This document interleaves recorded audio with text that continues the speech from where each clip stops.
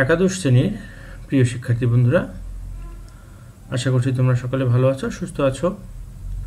তোমাদের সকলের জন্য রইল শুভকামনা।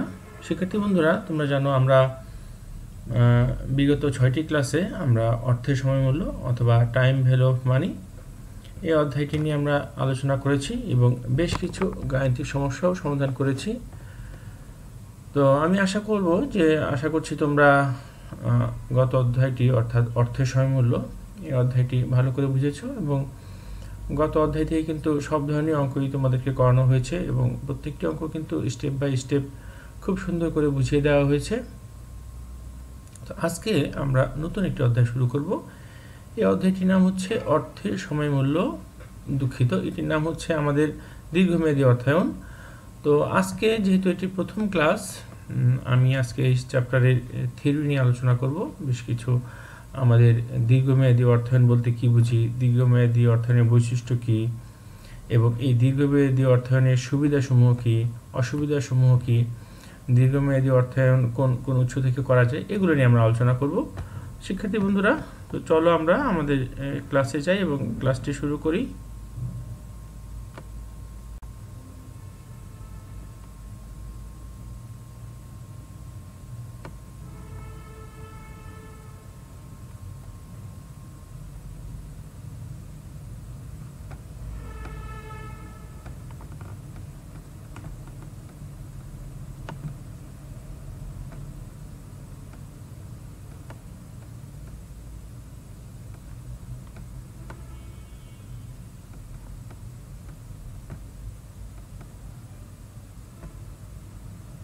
শিক্ষার্থী বন্ধুরা, বরাবরের মতো আমি আমার পরিচয়টি দিয়ে নিচ্ছি। আমি HM Ashiq Mahmud, lecturer accounting, Dhaka college.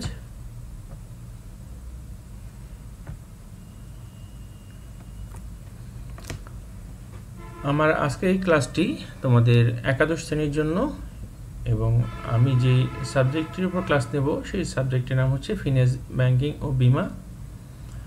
এবং আজকে আমাদের অধ্যায়ের নাম আগে আমি বলেছি দীর্ঘমেয়াদী অর্থায়ন এবং এটি আজকের ক্লাসটি এই অধ্যায়ের উপর আমার প্রথম ক্লাস।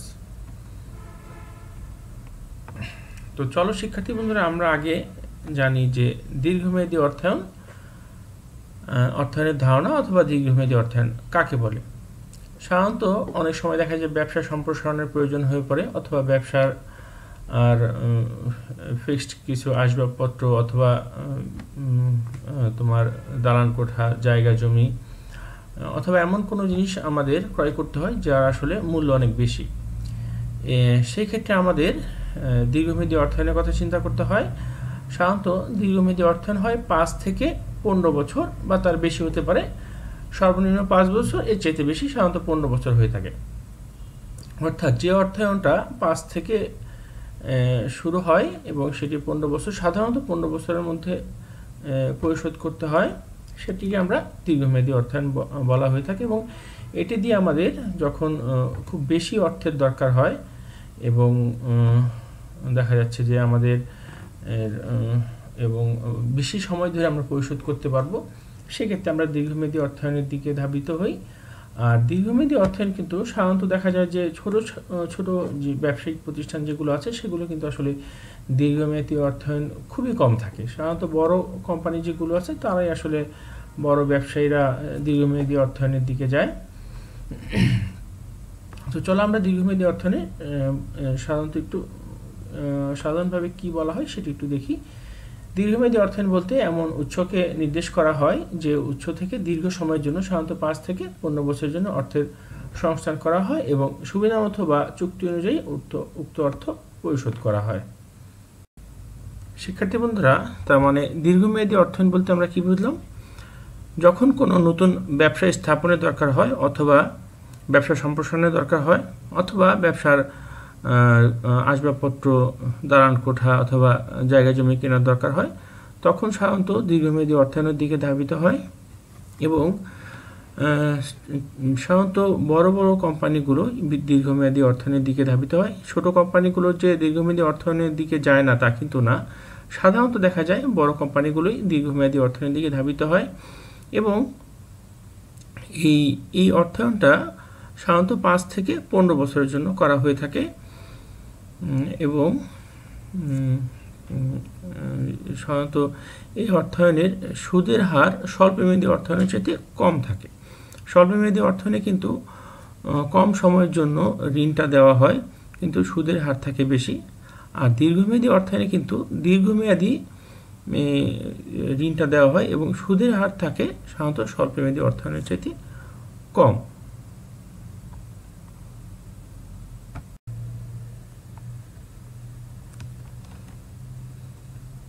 শিক্ষার্থী বন্ধুরা, চলো এখন আমরা দেখব দীর্ঘমেয়াদী অর্থায়নের বৈশিষ্ট্যগুলো কি কি। দীর্ঘমেয়াদী অর্থায়নের বেশ কিছু বৈশিষ্ট্য আছে, এগুলো নিয়ে আমরা আলোচনা করি। দীর্ঘমেয়াদী মূলধনের পরিমাণ।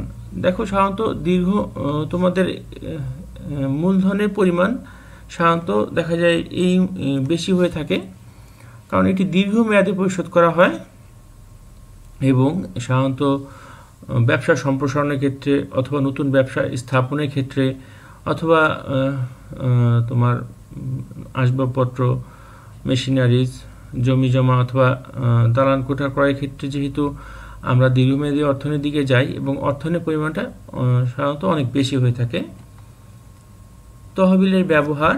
আমরা তহবিলের ব্যবহারটা আমি আগেই বলেছি যে দীর্ঘমেয়াদী অর্থায়নে হয়তো নতুন কোনো ব্যবসা স্থাপনে অথবা ব্যবসা সম্প্রসারণের ক্ষেত্রে অথবা আমাদের আসবাবপত্র ক্রয়, সেই ক্ষেত্রে আসলে দীর্ঘমেয়াদী অর্থায়নে তহবিলটা ব্যবহার করা হয়ে থাকে। মেয়াদকাল। মেয়াদকাল সম্পর্কে কিন্তু আমি শুরুতেই বলেছি যে আমাদের দীর্ঘমেয়াদী অর্থায়ন মেয়াদকালটা হয় 5 বছর থেকে 15 বছর পর্যন্ত, আবার কোনো কোনো সময় 20 বছর পর্যন্ত হতে পারে।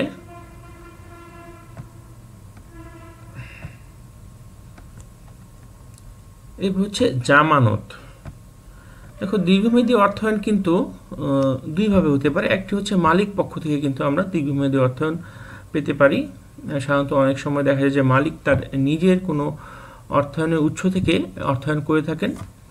নিজের উৎস থেকে যখন মালিক পক্ষ অর্থায়ন করে থাকেন সেক্ষেত্রে আসলে জামানত থাকে না, কিন্তু দ্বিতীয় কোনো পক্ষ থেকে যখন অর্থায়ন করা হয়, কোনো ব্যাংক থেকে অথবা অন্য কোনো উৎস থেকে যখন দীর্ঘমেয়াদী অর্থায়নে অর্থ সংগ্রহ করা হয় তখন সেক্ষেত্রে জামানত রাখতে হয়। সাধারণত দেখা যায় জমি জমা অথবা কোনো স্থায়ী সম্পত্তি বন্ধক রেখে কিন্তু দীর্ঘমেয়াদী অর্থায়ন সেক্ষেত্রে করা হয়। ব্যবস্থাপনায় অংশগ্রহণ ও নিয়ন্ত্রণ। দীর্ঘমেয়াদী অর্থায়নে যারা সাধারণত দেখা যাচ্ছে যে মালিক পক্ষ যখন দীর্ঘমেয়াদী অর্থায়ন করে থাকে তখন কিন্তু তারা ব্যবস্থাপনার মধ্যেও থাকে এবং তারা ব্যবস্থাপনাকে নিয়ন্ত্রণ করে থাকে। মালিকানা। আমি আগেই বলেছি দীর্ঘমেয়াদী অর্থায়নের সাধারণত বেশিরভাগ মালিক পক্ষই করে থাকে। তো যেহেতু দীর্ঘমেয়াদী অর্থায়নের উৎস বেশিরভাগ মালিক পক্ষ থেকে আসে এবং এর মালিকানা অর্থাৎ ব্যবসা মালিকানা কিন্তু মালিক পক্ষেরই থাকে। আয়ের উপর দাবি। আগেই বলেছি দীর্ঘমেয়াদী অর্থায়নে কিন্তু মালিক পক্ষ যখন এখানে তোমার অর্থায়ন করে থাকে এই আয়ের উপর কিন্তু তাদের দাবি থাকে এবং যখন দ্বিতীয় কোনো পক্ষ থেকে অর্থায়ন করা হয় সেক্ষেত্রে কিন্তু এই আয় থেকে নির্দিষ্ট সুদ অথবা নির্দিষ্ট লভ্যাংশ অন্য কোনো উৎস থেকে যখন অর্থায়ন করা হয় তাদেরকে তাদের লভ্যাংশ অথবা সুদ যাই বলি সেখান থেকে কিন্তু আয় থেকে কিন্তু সেটা পরিশোধ করা হয়ে থাকে। আনুষ্ঠানিকতা। দীর্ঘমেয়াদী অর্থায়নে কিন্তু আসলে অনেক আনুষ্ঠানিকতা দরকার হয়, যেহেতু এটি অনেক সময়ের জন্য দেওয়া হয় এবং অনেক বড় একটি অ্যামাউন্ট দেওয়া হয়, সেক্ষেত্রে কিন্তু অনেক আনুষ্ঠানিকতা পালন করতে হয়। সাধারণত জামানত কী রাখা হবে, কী জামানত রাখা হবে এবং গ্রান্টর কে হবে, বিভিন্ন আনুষ্ঠানিকতা পালন করার পরে আসলে দীর্ঘমেয়াদী অর্থায়নে অর্থ পাওয়া যায় এবং এটি কিন্তু অনেক সময় সাপেক্ষ ব্যাপার। দেখো, দীর্ঘমেয়াদী অর্থায়ন কিন্তু এর সাথে কিন্তু ঝুঁকিও আছে, কারণ দেখা যাচ্ছে যে এইখানে কিন্তু তোমার অনেক বেশি সময়ের জন্য অর্থায়নটা যেহেতু করা হয় এবং তাহলে কেউ যদি এখানে অর্থায়ন করে যেহেতু 5 থেকে 15 বছর অথবা তার চেয়ে বেশি সময়ের জন্য অর্থায়ন করা হয়, অর্থাৎ তার কিন্তু অর্থটা ফেরত পেতে অনেক সময় লাগবে। যেমন ধরো কেউ যদি কোনো ব্যবসা প্রতিষ্ঠানে অথবা ব্যবসায় 1 বছর অথবা 2 বছরের জন্য অর্থায়ন করে তখন কিন্তু সে বুঝতে পারছে যে তার 1 বছর অথবা 2 বছরের মধ্যে টাকাটা ফেরত পাবে, কিন্তু যখন এটা অনেক বেশি সময়ের জন্য হয়ে যায় সেক্ষেত্রে কিন্তু অনেক ঝুঁকি জড়িত হয়ে যায়। তখন দেখা যাচ্ছে যে ব্যবসা যদি বিলুপ্ত হয়ে যায় অথবা অন্য কোনো দুর্ঘটনা ঘটে, তখন কিন্তু যেই অর্থায়নটা করা হয় সেই অর্থ কিন্তু ফেরত পাওয়ার ক্ষেত্রে ঝুঁকির সম্মুখীন হতে হয়, অর্থাৎ ঝুঁকি দেখা দিতে পারে। সুতরাং আমরা বলতে পারি দীর্ঘমেয়াদী অর্থায়নে কিন্তু আসলে ঝুঁকির পরিমাণটা একটু বেশি। জামানতটা আমি আগেই বলেছি, বা দুঃখিত 2 বার চলে আসছে জামানতটা, আমি আগেই বলেছি আসলে দীর্ঘমেয়াদী অর্থায়নে কি কি জামানত রাখা হয়। পরিশোধ পদ্ধতি, দেখো পরিশোধ পদ্ধতি দীর্ঘমেয়াদী অর্থায়নে যখন দ্বিতীয় কোনো পক্ষ অর্থায়ন করে সেই পরিশোধটা করা হয় হচ্ছে তোমার যে ব্যবসা থেকে যে লভ্যাংশ আসে সেই লভ্যাংশ থেকে কিন্তু এই দীর্ঘমেয়াদী অর্থায়নের যে খরচটা অথবা নির্দিষ্ট হারে ইন্টারেস্ট পে করতে হয় সেটা কিন্তু আসলে ব্যবসার প্রফিট থেকেই পরিশোধ করা হয়।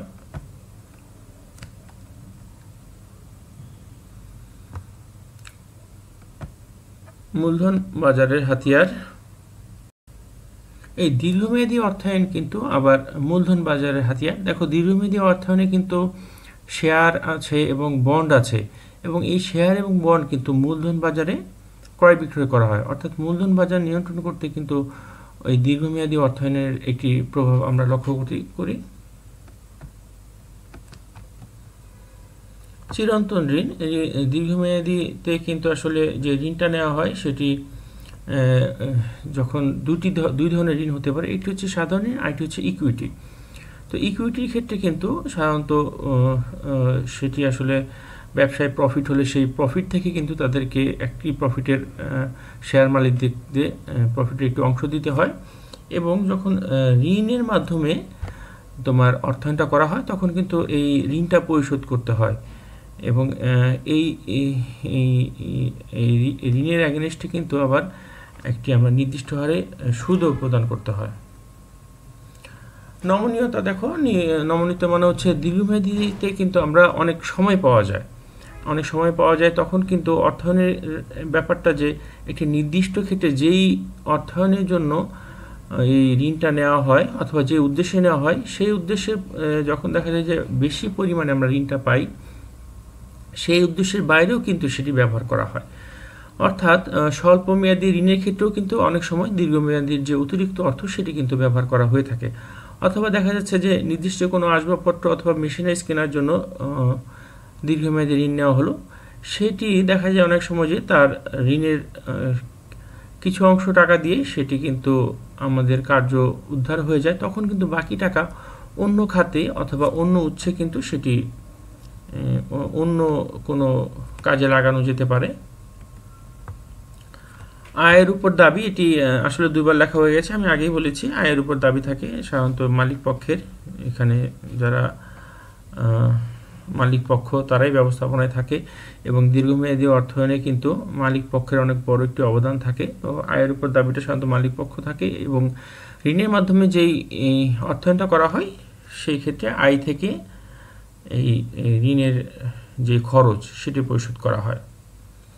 সম্পদের উপর দাবি, দীর্ঘমেয়াদী অর্থায়নে আসলে যখন অর্থায়নটা করা হয়, এবং আমি আগেই বলেছি 2 ভাবে হতে পারে, একটি হচ্ছে মালিক পক্ষ কিন্তু তোমার এই অর্থায়নের অংশীদার হতে পারে, আবার ঋণের মাধ্যমে হতে পারে। তো যেহেতু মালিক পক্ষ বেশিরভাগ ঋণ অর্থায়নটা করে থাকে, এই সম্পদের উপর আসলে মালিক পক্ষ অথবা ব্যবস্থাপকগণের কিন্তু আসলে দাবিটা বেশি থাকে। ব্যবস্থাপনায় অংশগ্রহণ, দীর্ঘমেয়াদী ঋণে মালিক পক্ষ কিন্তু ব্যবস্থাপনায় অংশগ্রহণ করে, যেহেতু মালিক পক্ষ এবং অংশগ্রহণ করে নিয়ন্ত্রণ করে, যেহেতু তাদের এখানে ব্যবসায় তাদের অর্থায়ন সবচেয়ে বেশি থাকে, সেই ক্ষেত্রে মালিক পক্ষের বিভিন্ন ব্যবসার ক্ষেত্রে বিভিন্ন ব্যবস্থাপনা যে ডিসিশন নিতে হয়, ক্রয় বিক্রয় অথবা ব্যবসা সম্প্রসারণ ইত্যাদি ক্ষেত্রে কিন্তু মালিক পক্ষ অংশগ্রহণ করে থাকে, এবং সাধারণত দেখা যাচ্ছে মালিক পক্ষের চিন্তাধারা অথবা তাদের অনুমতির বাইরে অথবা তাদের আগ্রহ নেই এমন কোনো কাজ কিন্তু আসলে ব্যবসায় করা হয় না।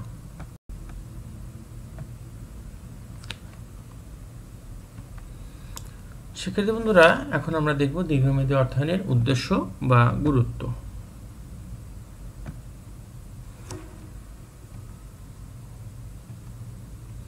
প্রাথমিক খরচ বহন।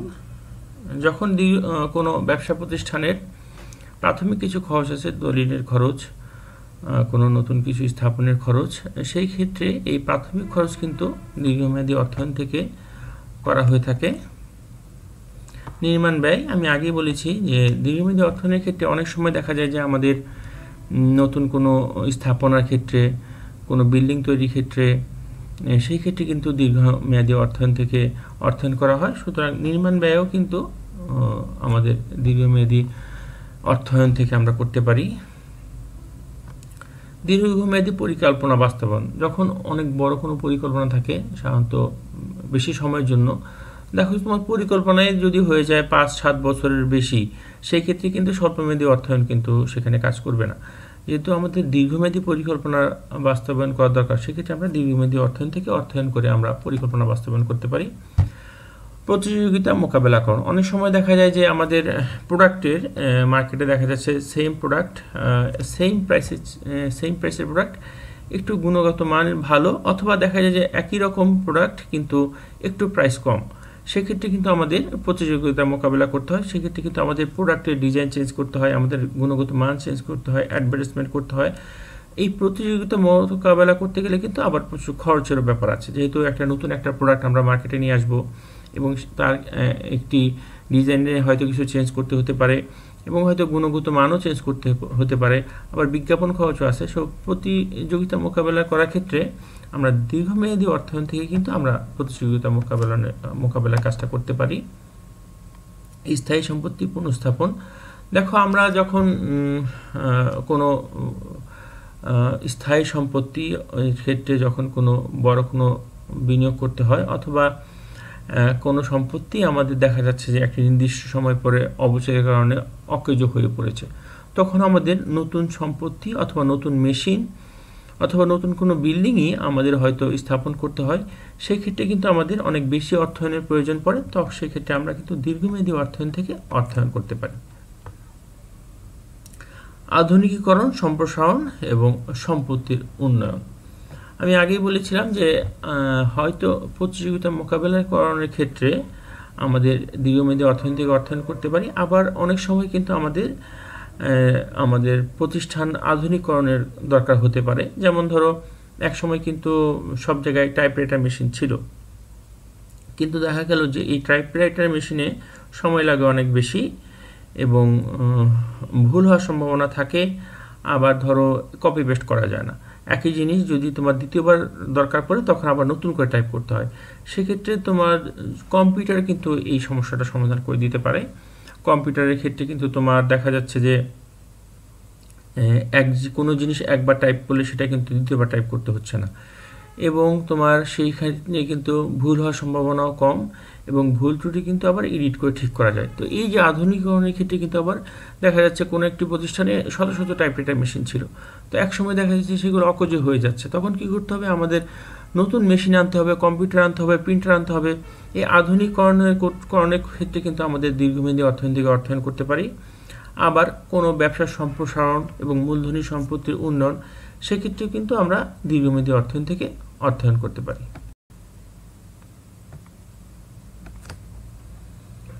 শিক্ষার্থী বন্ধুরা, এখন আমরা দেখব দীর্ঘমেয়াদী অর্থায়নের সুবিধা, অর্থাৎ দীর্ঘমেয়াদী অর্থায়নে আমরা অথবা কোনো কোম্পানি কি কি সুবিধা পেতে পারে সেগুলো নিয়ে আলোচনা করব। বিরাট অঙ্কের অর্থায়ন, দেখো আমি আগেই বলেছি দীর্ঘমেয়াদী অর্থায়ন মানে যেহেতু এটি অনেক বেশি সময়ের জন্য অর্থায়ন করা হয়, অর্থাৎ 5 বছর থেকে 15 বছর অথবা তার চেয়ে বেশি সময়ের জন্য অর্থায়ন করা হয়, আসলে সেক্ষেত্রে আমাদের টাকার পরিমাণটা থাকে অনেক বেশি। অর্থাৎ দীর্ঘমেয়াদী অর্থায়নে কিন্তু অনেক বেশি আমরা অর্থ পাচ্ছি।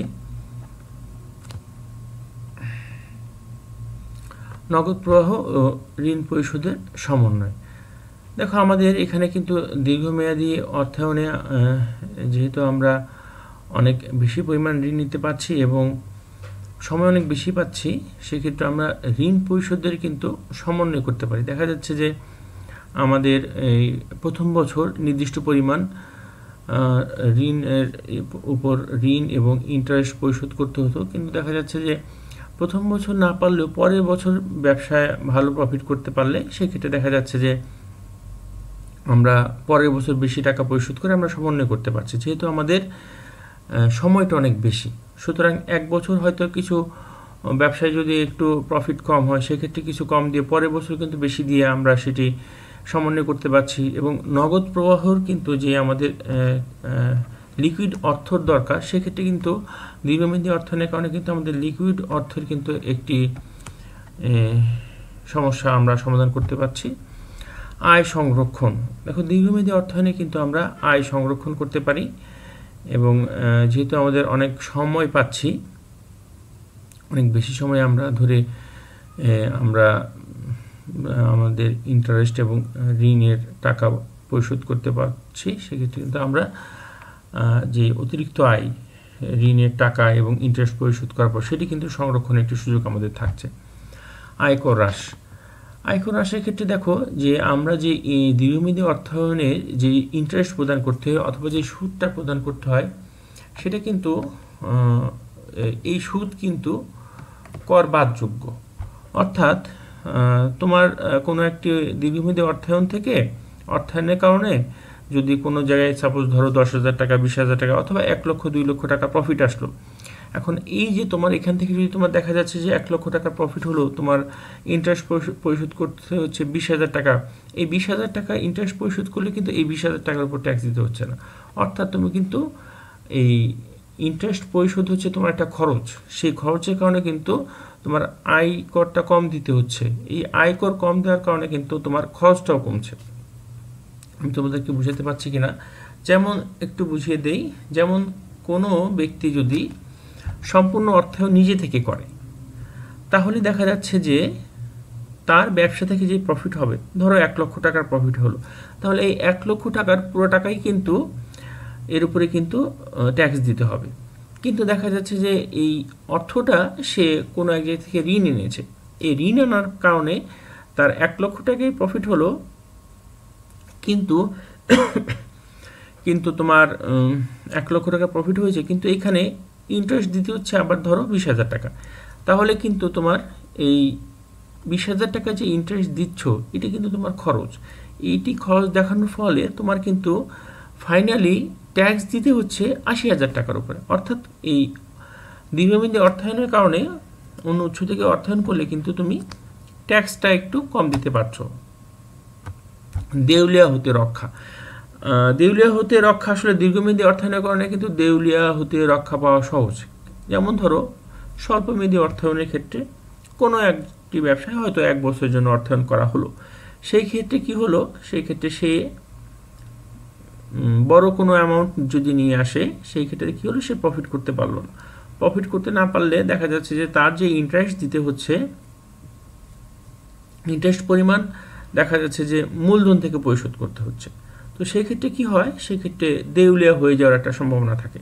কিন্তু দীর্ঘমেয়াদী অর্থায়নে কিন্তু আমাদের দেখা যাচ্ছে যে দীর্ঘ সময়ের জন্য আমরা অর্থায়ন করতে পারছি। সেক্ষেত্রে কোনো 1 বছর যদি আমরা প্রফিট কম হয় অথবা আমরা যদি সেক্ষেত্রে নির্দিষ্ট পরিমাণ অর্থ পরিশোধ করতে হতো, সেটি পরিশোধ করতে না পারি, পরের বছর কিন্তু আমরা সমন্বয় করতে পারছি। এই ক্ষেত্রে দেখা যাচ্ছে কোনো 1 বছর প্রফিট না হলে পরবর্তী বছরে আমরা সেই সুযোগটা নিতে পারছি, যেহেতু আমাদের অনেক সময় পাচ্ছি। অর্থাৎ দীর্ঘমেয়াদী অর্থায়নের কারণে কিন্তু দেউলিয়া হতে রক্ষা পাওয়ার একটি সুযোগ আমরা পাচ্ছি।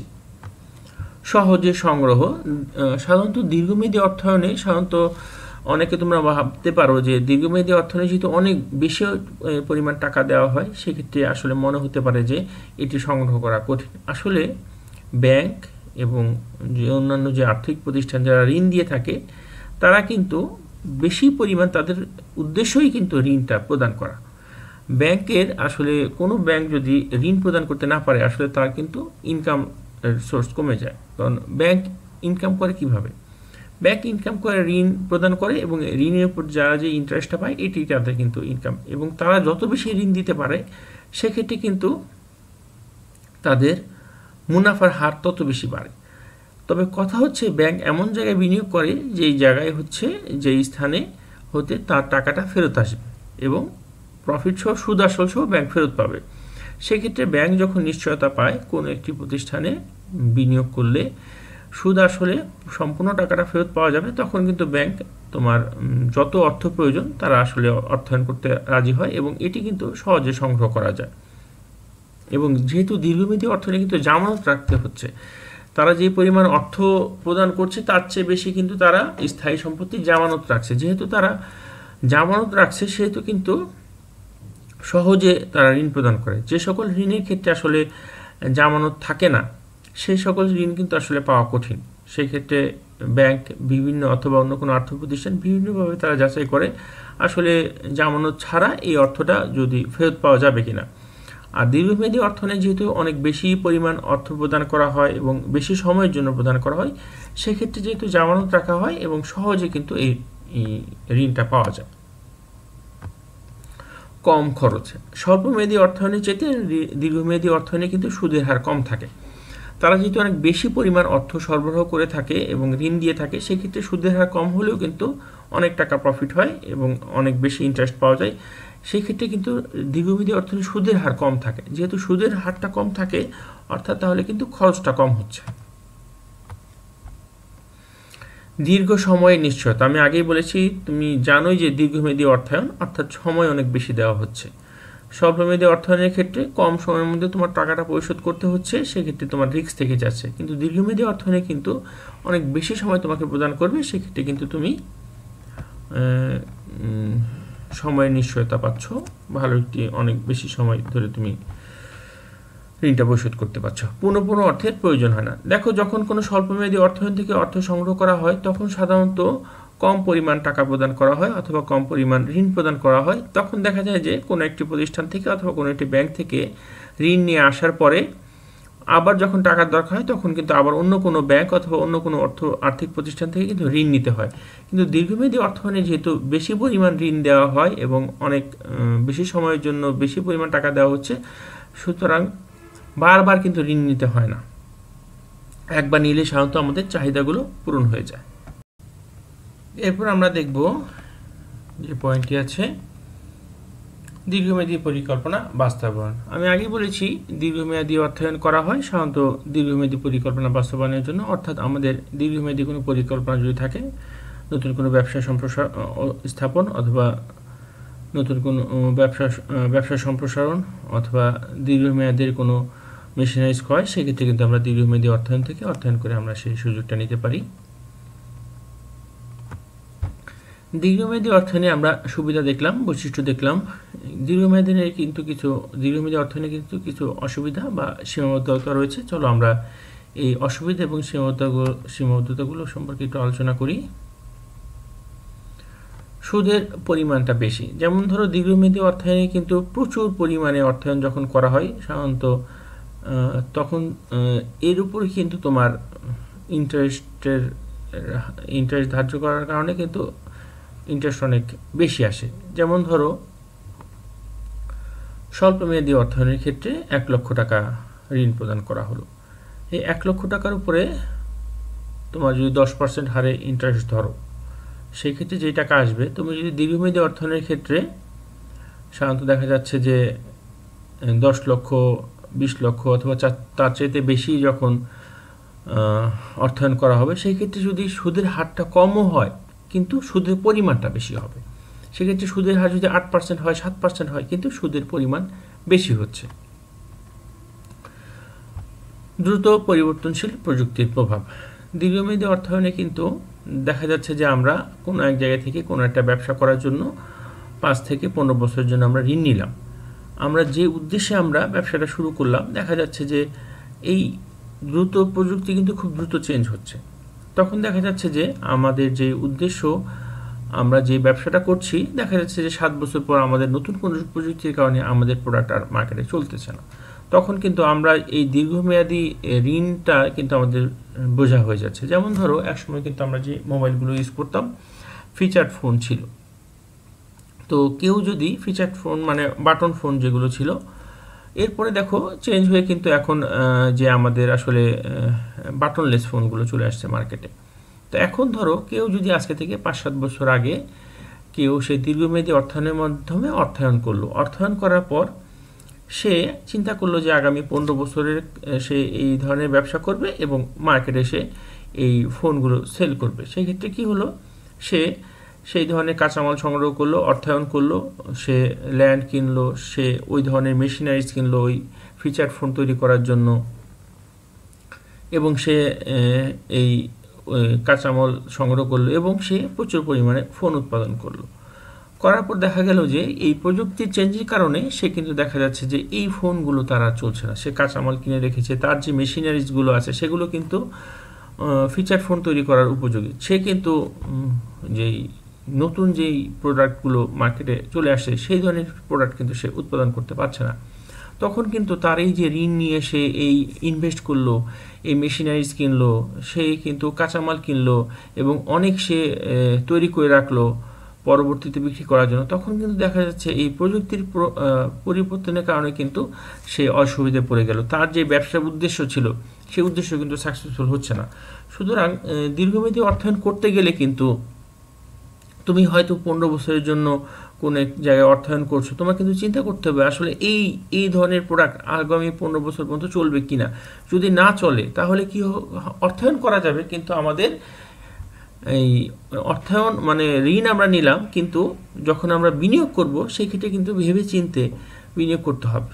খুব বেশি যদি বিনিয়োগ করে ফেলি সেক্ষেত্রে তখন যদি আমাদের প্রযুক্তিগত পরিবর্তনের কারণে যদি সেই প্রোডাক্টটা মার্কেটে না চলে তখন কিন্তু আমাদের ক্ষতির সম্মুখীন হতে হবে। অধিক মূলধন, দেখো দীর্ঘমেয়াদী অর্থায়নে কিন্তু আমরা সাধারণত চাই যে কত বেশি ব্যবসার ক্ষেত্রে কত বেশি ইনভেস্ট করা যাবে, কত বেশি ঋণ আনা যাবে। তো অধিক মূলধন যেহেতু এখানে আমরা পাচ্ছি সেটা কিন্তু আমাদের একটা বার্ডেনও হয়ে যাচ্ছে। দেখো এটা কিন্তু তোমার আবার পরিশোধ করতে হবে। স্বল্প মেয়াদী অর্থায়নের ক্ষেত্রে আমরা স্বল্প সময়ের জন্য স্বল্প পরিমাণে ঋণটা পেয়ে থাকি, সেই ক্ষেত্রে কিন্তু তোমার পরিশোধ করতে হচ্ছে কম টাকা।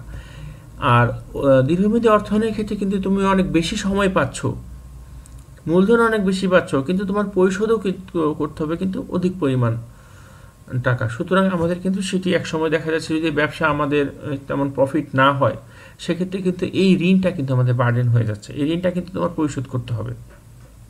সেক্ষেত্রে কিন্তু আমরা সমস্যার সম্মুখীন হয়ে যাই, জামানত সমস্যা। দীর্ঘমেয়াদী আমি আগেই বলেছি যে দীর্ঘমেয়াদী অর্থায়নে কিন্তু আমাদের জামানত প্রদান করতে হয়। তো অনেক সময় দেখা যায় যে কোম্পানির আসলে ওই জামানত দেখানোর মতো সেই ধরনের জামানত অনেকে থাকে না, সেক্ষেত্রে কিন্তু অর্থায়নের অর্থটা পাওয়া সমস্যা হয়ে যায়। আবার দেখা যাচ্ছে জামানত উপযুক্ত জামানত আছে কিন্তু সেটা আসলে উপযুক্ত জামানত না, কোনো আর্থিক প্রতিষ্ঠান সেই জামানত আসলে গ্রহণ করতে ইচ্ছুক না। সেক্ষেত্রে দেখা যায় যে দীর্ঘমেয়াদী অর্থায়নে আমরা অর্থায়নের যে অর্থটা সেটি নিয়ে আসতে পারি না। ঋণ পরিশোধের উদাসীনতা, দেখো আমরা আসলে অনেক সময় দীর্ঘ সময়ের জন্য যদি কোনো কিছু পেয়ে যাই সেক্ষেত্রে কিন্তু আমাদের উদাসীনতা চলে আসে। যেমন ধরো তোমাদের যে এখন অনলাইন ক্লাসগুলো চলছে, আমরা যদি যে নিয়মিত ক্লাস হতো কলেজ ক্যাম্পাসে সেক্ষেত্রে অনেক ভালো হতো। তো দেখা যাচ্ছে অনিশ্চয়তার কারণে অথবা দীর্ঘসূত্রিতার কারণে অনেক সময় উদাসীনতা চলে আসে। পরীক্ষা তোমাদের মধ্যে অনেকেই ভাবতে পারো যে ফাইনাল পরীক্ষা কবে হবে, সেই ক্ষেত্রে অনেকের মধ্যে কিন্তু একটা উদাসীনতা চলে আসে ঠিক সময় মতো যদি কোনো কিছু না হয়। তো দীর্ঘমেয়াদী অর্থায়নের ক্ষেত্রেও দেখা যাচ্ছে যে সময় অনেক বেশি পাওয়া যাচ্ছে, তো দেখা যাচ্ছে যে মালিক পক্ষ অনেক সময় উদাস হয়ে যায় যে দীর্ঘ সময় যেহেতু পাওয়া যাচ্ছে হয়তো এই বছর পরিশোধ করতে পারবো না, আগামী বছর পরিশোধ করবো অথবা তার পরের বছর পরিশোধ করবো। এক্ষেত্রে কিন্তু একটা সময়ের পর এই যে ঋণটা তার উপর বার্ডেন হয়ে যাচ্ছে, সে তখন দেখা যাচ্ছে যে এই ঋণটা পরিশোধ করতে পারছে না, অথবা ঋণ পরিশোধ করলেও দেখা যাচ্ছে যে তার আসলে প্রফিট আসলে কিছুই থাকছে না। আর স্বল্পমেয়াদী ক্ষেত্রে একটা সুবিধা হচ্ছে যে আমার যেহেতু সময়টা খুব কম সময়ের জন্য, তো আমার এই ঋণটা পরিশোধ করতে হবে, সেক্ষেত্রে কিন্তু অনেকে অ্যাক্টিভ থাকে। আর দীর্ঘমেয়াদী অর্থায়নের ক্ষেত্রে বেশি সময়ের পাওয়ার কারণে অনেক সময় মালিক পক্ষ অথবা ব্যবস্থাপনা পরিষদের কিন্তু ঋণ পরিশোধে উদাসীনতা চলে আসে, সেটি একসময় বিপদ আকারে দেখা দেয়। নমনীয়তা, দীর্ঘমেয়াদী অর্থায়নের ক্ষেত্রে আরেকটি সমস্যা হচ্ছে যে আমরা যেহেতু অনেক বেশি সময় পেয়ে যাই, তো আমরা অনেক সময় নমনীয় হয়ে যাই। ব্যবসার ক্ষেত্রে প্রফিট করতে হবে, আমাদের ঋণ পরিশোধ করতে হবে, এই সব ক্ষেত্রে যখন আমরা অথবা মালিক পক্ষ অথবা ব্যবস্থাপনা পরিষদ যখন নমনীয় হয়ে যায় তখন কিন্তু সেটা আসলে কোম্পানির জন্য একটি অথবা ব্যবসা প্রতিষ্ঠানের জন্য একটি কিন্তু বাজে ব্যাপার হয়ে দাঁড়ায়। উত্তোলন ব্যয় বেশি, যেহেতু আমাদের এই দীর্ঘমেয়াদী অর্থায়নে অনেক আনুষ্ঠানিকতা আছে, সেক্ষেত্রে আমাদের অবলোককের খরচ, দলিল দস্তাবেজের খরচ, আইনজীবীর খরচ, বিভিন্ন খরচ এবং ব্যাংকের বিভিন্ন খরচ মেনটেন করতে গিয়ে কিন্তু উত্তোলন ব্যয়টা আসলে অনেক বেশি হয়ে যায়। তো এই বেশি হওয়ার কারণে কিন্তু সেটি মুনাফার উপর প্রভাব পড়ে। অনিয়মিততা দীর্ঘমেয়াদী অর্থায়নের ক্ষেত্রে কিন্তু সাধারণত আর্থিক প্রতিষ্ঠানগুলো অথবা যারা ঋণ দিয়ে থাকে তারা আসলে তাদের যেই রুলস এবং আছে সেগুলোর ক্ষেত্রে তারা অনমনীয় মনোভাব গ্রহণ করে। সেই ক্ষেত্রে দেখা যাচ্ছে যে দীর্ঘমেয়াদী অর্থায়নে অর্থ পাওয়া আসলে সময় সাপেক্ষ অথবা সমস্যা হয়ে যায়। নিয়ন্ত্রণের সমস্যা, দীর্ঘমেয়াদী অর্থায়নে যেহেতু আমরা অনেক বেশি সময় ধরে এবং অনেক বেশি অর্থে আমরা বিনিয়োগ করি, সেক্ষেত্রে দেখা যায় যে বিভিন্ন জায়গায় বিনিয়োগ করার কারণে অনেক সময় পরে নিয়ন্ত্রণ করার সমস্যা হয়ে যায়। ব্যবসা দেখা যাচ্ছে যে ক্যাপাসিটি আছে তার সাথে বেশি করা হলো, যে পরিমাণ লোকবল আছে তার সাথে বেশি টার্গেট নেওয়া হলো, যেহেতু আমাদের হাতে পর্যাপ্ত অর্থ আছে সেই ক্ষেত্রে একসময় নিয়ন্ত্রণ সমস্যা হয়ে যায়। কর্মী নিয়ন্ত্রণ বলো, উৎপাদন নিয়ন্ত্রণ বলো, তারপর সেলসম্যান নিয়ন্ত্রণ, সব কিছুই কিন্তু আসলে একসময় দেখা যায় যে আমাদের নিয়ন্ত্রণ করতে একটা সমস্যা হয়ে যায়। যেমন ধরো ব্যবসা যার যত ছোট সেটা কিন্তু আসলে নিয়ন্ত্রণ করা তত সহজ, এবং ব্যবসা যত বড় নিয়ন্ত্রণ করা তত কঠিন। আর দীর্ঘমেয়াদী অর্থায়নে আমাদের যেহেতু বড় ব্যবসা, সময় অনেক বেশি, সেক্ষেত্রে এক্সপার্টিস লাগে, যে যারা অভিজ্ঞ এক্সপার্ট তাদের দ্বারা আসলে সেই ধরনের প্রতিষ্ঠানে সেই ধরনের লোক না থাকে তখন কিন্তু নিয়ন্ত্রণে সমস্যা দেখা দেয়। ঝুঁকি বৃদ্ধি, যেহেতু আমরা অনেক বেশি পরিমাণ অর্থ আনছি সেহেতু কিন্তু ঝুঁকির পরিমাণও বেশি। যার ঋণের পরিমাণ কম তার ঝুঁকি কম, যার ঋণের পরিমাণ বেশি তার কিন্তু ঝুঁকির পরিমাণও বেশি। অত্যধিক আনুষ্ঠানিকতা ও জটিলতা, যেহেতু দীর্ঘমেয়াদী অর্থায়নে অনেক বেশি অর্থায়ন প্রদান করা হয়, অর্থ প্রদান করা হয় এবং অনেক বেশি সময়ের জন্য প্রদান করা হয়, সেক্ষেত্রে কিন্তু আনুষ্ঠানিকতার অনেক ব্যাপার আছে। সেক্ষেত্রে ব্যাংক কিন্তু তাদের আনুষ্ঠানিকতা সম্পূর্ণ ফুলফিল করতে চায়, যেমন কাগজপত্র ঠিক আছে কিনা, জামানত ঠিক আছে কিনা, সব কিছু কিন্তু আনুষ্ঠানিকতা মেনটেন করার কারণে দেখা যায় যে একসময় কিন্তু আসলে সময় সাপেক্ষ হয়ে যায় এবং বিষয়গুলো অনেক জটিল আকার ধারণ করে। শিক্ষার্থী বন্ধুরা, এখন আমরা দেখব দীর্ঘমেয়াদী অর্থায়নের উৎস ও প্রকারভেদ, অর্থাৎ কোন কোন উৎস থেকে আমরা দীর্ঘমেয়াদী অর্থায়নের অর্থ পেতে পারি সেগুলো আমরা দেখব। দীর্ঘমেয়াদী অর্থায়নে আসলে দুটি উৎস আছে, একটি হচ্ছে অভ্যন্তরীণ উৎস, একটি হচ্ছে বাহ্যিক উৎস। অভ্যন্তরীণ উৎস বলতে কোম্পানি যখন নিজের অভ্যন্তরীণ উৎস থেকে অর্থায়ন করে থাকে সেক্ষেত্রে বলা হয় অভ্যন্তরীণ উৎস। যেমন কোম্পানি তার অবচয় তহবিল থেকে অর্থায়ন করতে পারে, অবন্টিত মুনাফা থেকে অর্থায়ন করতে পারে, সেগুলো হচ্ছে কোম্পানির অভ্যন্তরীণ উৎস, অথবা নিজস্ব কোনো তহবিল থেকে অর্থায়ন করতে পারে। এসব ক্ষেত্রে যখন কোম্পানি অর্থায়ন করে থাকে সেগুলোকে বলা হয় অভ্যন্তরীণ উৎস। আবার বাহ্যিক উৎস থেকেও কিন্তু অর্থায়ন করা যায়, শেয়ার মার্কেট থেকে অর্থায়ন করা যায়, প্রাতিষ্ঠানিক ঋণ নেওয়া যায়, সেই ক্ষেত্রে আমরা বলবো যে সেগুলো বাহ্যিক উৎস থেকে অর্থায়ন করা হয়েছে। অভ্যন্তরীণ উৎসগুলো কি কি হতে পারে আমরা একটু দেখি। অবন্টিত মুনাফা, তোমরা জানো যে কোম্পানি শেয়ার হোল্ডারদেরকে অনেক সময় মুনাফা প্রদান করে, আবার অনেক সময় শেয়ার হোল্ডারদেরকেও মুনাফা প্রদান করা হয় না, সেই মুনাফা সংরক্ষণ করে রাখা হয়। এই অবন্টিত মুনাফা কিন্তু অনেক সময় দীর্ঘমেয়াদী অর্থায়নের কাজে লাগে, কোনো নতুন আসবাবপত্র কেনা অথবা কোনো মেশিনারিজ কেনা অথবা দালান কোঠা অথবা অবকাঠামো কোনো কাজে কিন্তু অবন্টিত মুনাফা থেকে কিন্তু অর্থায়ন করা হয়। অবচয় তহবিলও কিন্তু তোমরা জানো যে কোম্পানি কিন্তু যেহেতু প্রত্যেক বছর মেশিনের অবচয় হয় এবং নির্দিষ্ট সময় পর মেশিনগুলো রিপ্লেসমেন্ট করতে হয়, সেক্ষেত্রে কিন্তু ব্যবসা প্রতিষ্ঠান অবচয় তহবিল গঠন করে। এবং এই অবচয় তহবিল কিন্তু দেখা যায় যে আমরা কোনো একটা মেশিনের অ্যাগেনস্টে যে অবচয় তহবিলটা করছি একটা অবচয় তহবিল করলাম 5 বছরের জন্য। দেখা যাচ্ছে যে মেশিনটা 5 বছর পর নষ্ট হয়নি। মেশিনটা আসলে অনেক সময় নির্দিষ্ট সময়ের অনেক বেশি সময় পর অনেক বেশি সাপোর্ট দেয়। 5 বছরের ক্ষেত্রে 10 বছর হতে পারে, 15 বছর হতে পারে, 20 বছর হতে পারে। আমরা যে অবচয় তহবিলটা আমাদের থাকলো, সেই অবচয় তহবিল থেকে কিন্তু আমরা দীর্ঘমেয়াদী অর্থায়ন করতে পারি। অথবা দেখা যায় যে যখন কোনো অবচয় তহবিল আমরা তৈরি করি, তখন দেখা যাচ্ছে কোনো একটা মেশিন নষ্ট হয়ে গেলেও কিন্তু আমরা সেই অবচয় তহবিল থেকে আমরা অর্থায়ন করে আমরা সেই নতুন মেশিন ক্রয় করতে পারি। তো অবচয় তহবিল থেকেও কিন্তু আসলে আমরা দীর্ঘমেয়াদী অর্থায়ন করতে পারছি। কুঋণ সঞ্চিতি, আমরা যখন কুঋণ সঞ্চিতি রাখি, এই কুঋণ সঞ্চিতি কিন্তু একসময় আমাদের সম্পদে পরিণত হয়। এই কুঋণ সঞ্চিতি থেকেও কিন্তু আমাদের অর্থায়ন করা সম্ভব। দেখা যায় যে আমরা কুঋণ যে সঞ্চিতি রাখি, সেই ক্ষেত্রে দেখা যায় যে অনেক সময় আমাদের যেই দেনাদাররা, তারা আসলে দেখা যাচ্ছে যে তাদের দেনার সঠিক সময় পরিশোধ করে দিলে কিন্তু এই কুঋণ সঞ্চিতি থেকে কিন্তু আমরা আমাদের অর্থায়ন করতে পারছি। বাহ্যিক উৎস থেকেও দীর্ঘমেয়াদী অর্থায়ন করা যায়।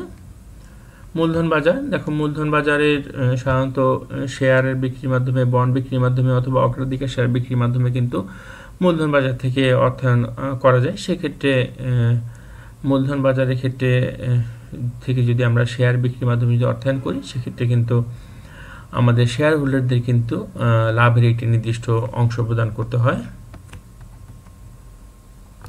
প্রাতিষ্ঠানিক ঋণ নেওয়া যায় ব্যাংক থেকে অথবা অন্য কোনো আর্থিক প্রতিষ্ঠান থেকে ঋণ নিয়ে কিন্তু দীর্ঘমেয়াদী আমরা অর্থায়ন করতে পারি। ইজারা অর্থায়নের মাধ্যমে কিন্তু দীর্ঘমেয়াদী অর্থায়নের মাধ্যমে আমরা দীর্ঘমেয়াদী অর্থায়ন করতে পারি। কোনো মেশিনারিজ ইত্যাদি কিন্তু ইজারার মাধ্যমে আমরা দীর্ঘমেয়াদী অর্থায়নের যে সমস্যা আছে